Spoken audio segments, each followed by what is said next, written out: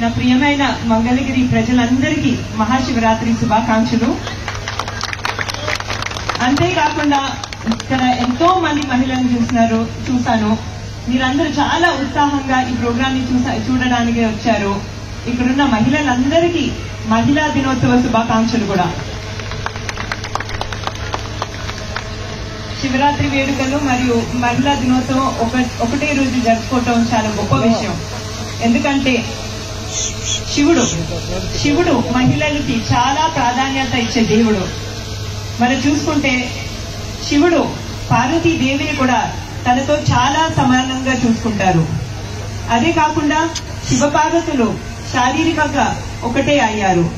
అందుకే శివరాత్రి మరియు మహిళా దినోత్సవం ఒకటే రోజు జరుపుకోవటం నాకు చాలా ఆనందంగా ఉంది. అది కూడా మన మంగళగిరిలో, మన లోకేష్ గారి మంగళగిరిలో జరుపుకోవటం నా అదృష్టంగా భావిస్తాను. ఈ పవిత్రమైన దినమున మన శివ పార్వతుల పవిత్రమైన నృత్య ప్రదర్శన చూడటం నేను నా అదృష్టంగా భావిస్తున్నాను, మనందరి అదృష్టంగా భావిస్తున్నాను. అదే కాకుండా సుమిత్ర గారు చెప్పారు, మన భారతదేశపు సంస్కృతి ఎంతో గొప్పది, ఎంతో బలమైనది. కానీ రోజు రోజుకి చాలా మంది మన సంస్కృతి గురించి, మన కళల గురించి మర్చిపోతున్నారు. నేను చాలా అదృష్టవంతురాలుగా పెరిగాను. నేను చిన్నప్పుడు నాన్నగారితో పాటు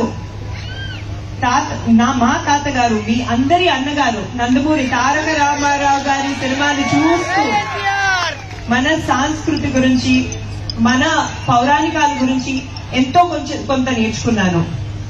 కానీ కొన్ని సంవత్సరాల్లో మన పిల్లలకి, మన మనవలకి మన సంస్కృతి గురించి, మన కళల గురించి ఎంత తెలుస్తుందో నాకే తెలీదు. నాకు చాలా భయం వేస్తుంది.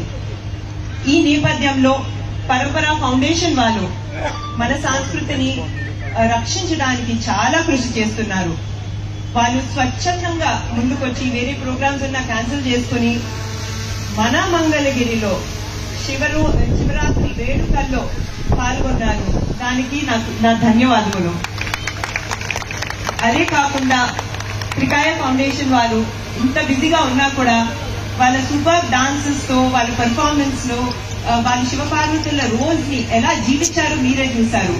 వాళ్ళు ఇక్కడ వచ్చినందుకు, ఇంత బాగా పెర్ఫార్మ్ చేసినందుకు, అదే కాకుండా ఈ ఎక్సలెంట్ స్టేజ్ లైటింగ్ అన్నిటినీ సెటప్ చేసిన ఆర్గనైజర్స్ అందరికీ నా కృతజ్ఞతలు.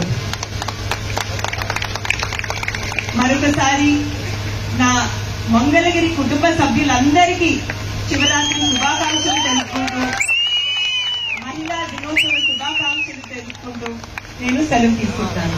నమస్కారం.